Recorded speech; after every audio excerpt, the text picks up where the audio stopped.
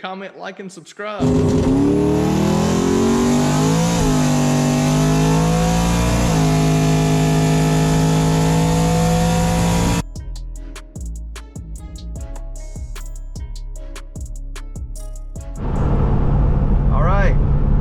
I'm on my way to see Josh Kinsey at the underground garage to dyno this car. So I'm excited. He had an opening, I had some free time. So I got my jug of C85. I'll put in when we get there. I'm just running as much of this sheets out that I can. It's about a half a tank. And we'll see what kind of power this bad boy makes, because it feels pretty strong. I've got 218 miles on it, so I feel like over 200 miles is good break-in. We should be able to go ahead and throw it on the dyno and see what it's gonna do. Stay tuned.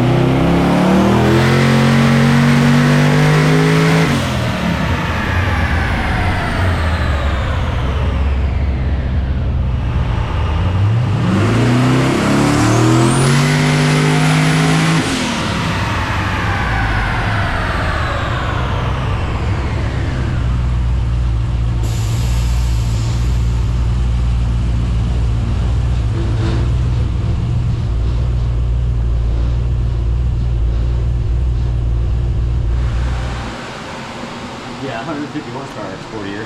Okay.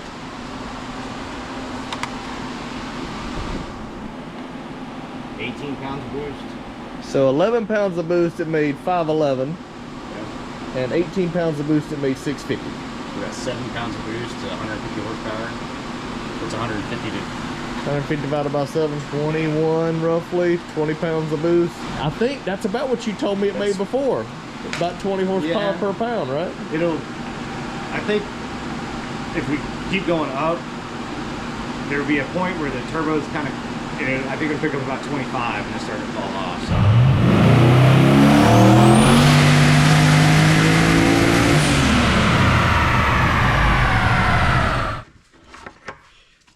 So. Alright, so this video is going to talk about my first dyno visit with the TTFox yesterday. So I went to see Josh Kinsey, the underground garage, who used to own and built this car originally. And first time he's seen it since I got it back together. So he liked some of the stuff I did to it. Of course, like anything, he wasn't crazy about some of the things I changed when I rebuilt the motor and all that, because he had a lot of time and effort into what he was doing. But long story short, I got there, had a fresh set of plugs. We could read the plugs. We started putting boost to it. I had a 5-gallon jug of C85 from VP Racing I got from my buddy at Todd Wester at Carolina Speed and Performance.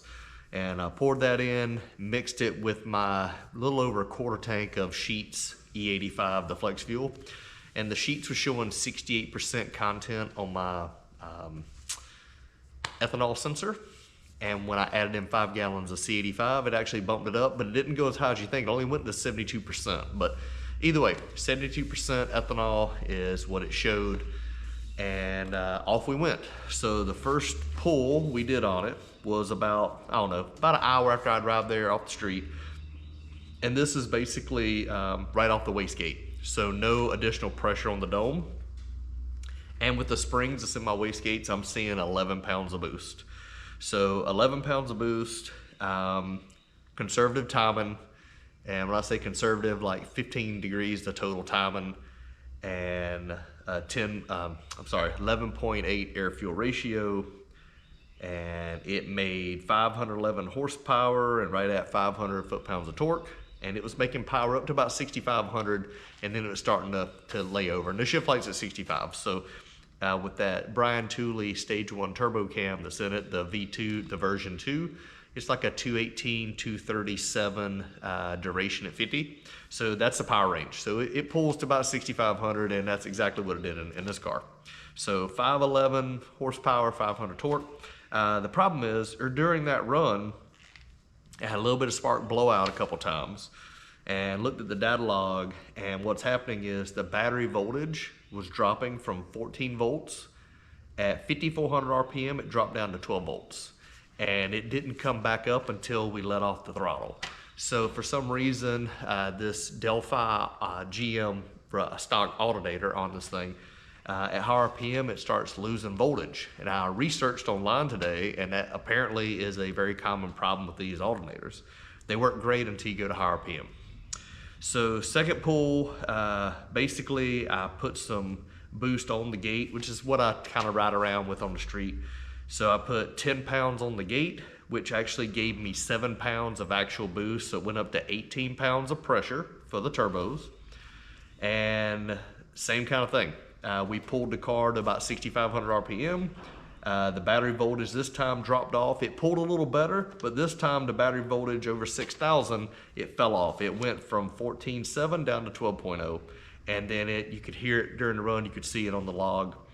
And yeah, it made 654 horsepower on that pull at 18 pounds. So what we determined was for every 1 pound of boost is picking up 21 rear wheel horsepower.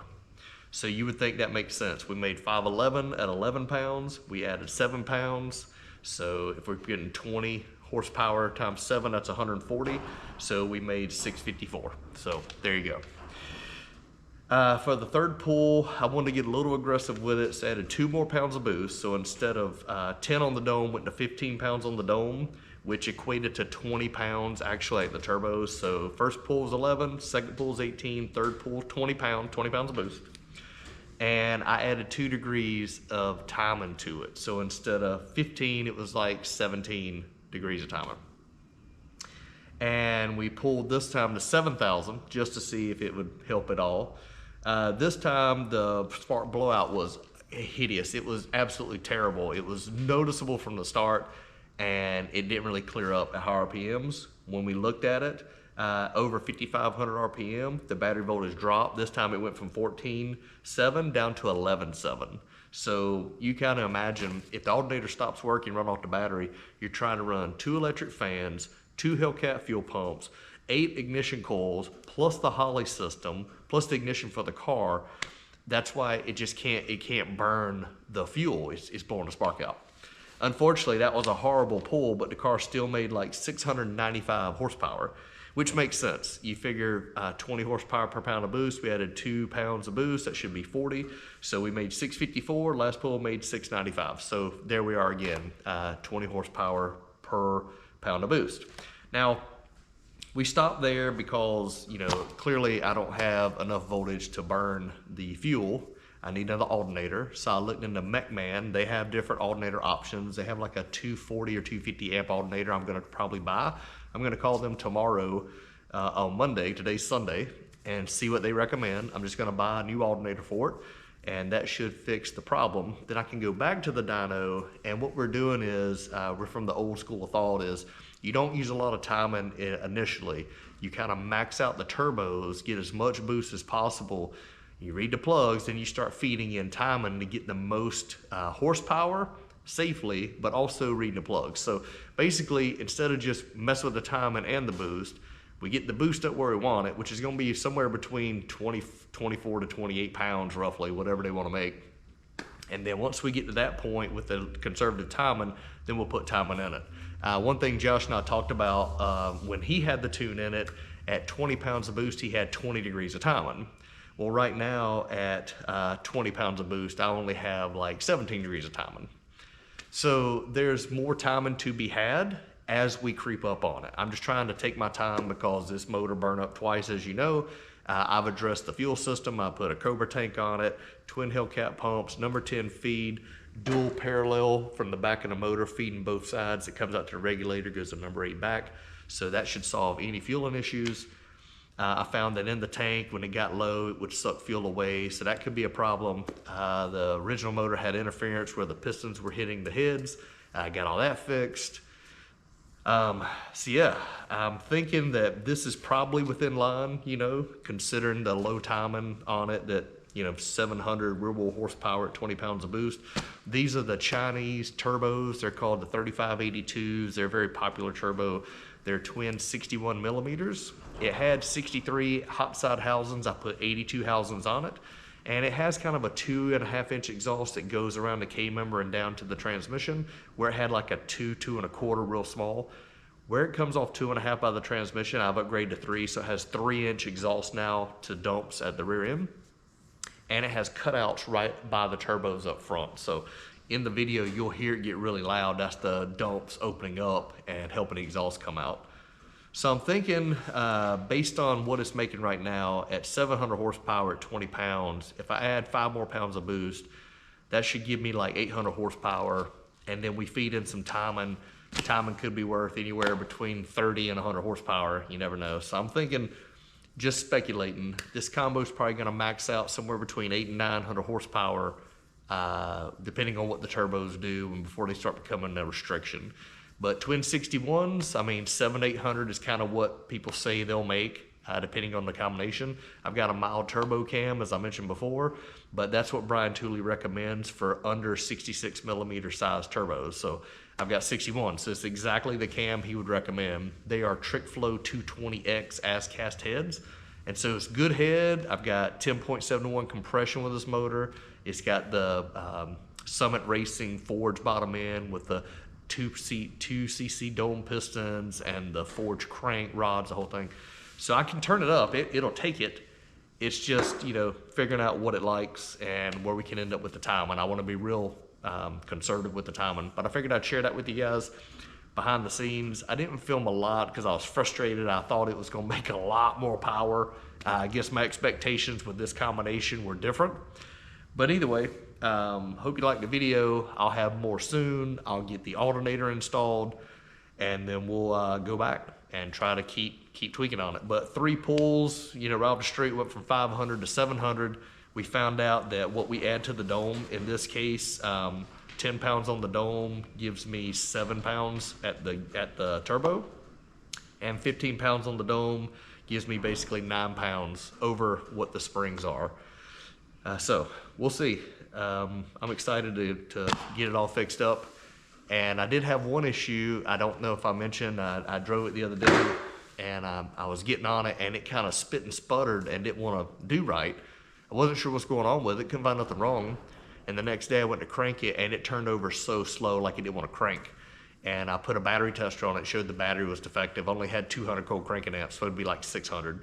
So I went to the store 2 days ago. I bought a brand new battery for it, 680 cold cranking amp, and put in it, and it's been running phenomenal. All that little weird stuff it was doing went away. So what I envision now is when I'm out on the street making 11 pounds of boost, it won't blow the spark out really that bad at all, and it's spinning, so it's not really under load. But on the dyno under load, it was blowing the spark out because it just couldn't burn that extra fuel. So we'll get this alternator fixed, got a brand new battery.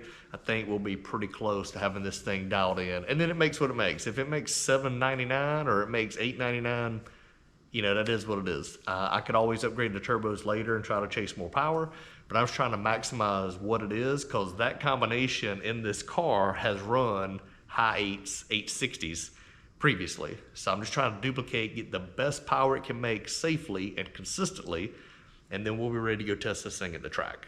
So hope you liked the video. Stick around. We'll have some more cool stuff soon.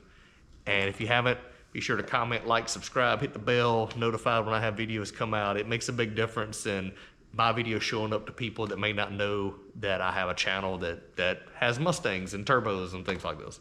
But thanks for you guys that's been with me for a long time. Appreciate all your comments and stuff. I'll read every one of them and try to respond to you. And we'll talk to you later. Have a great day.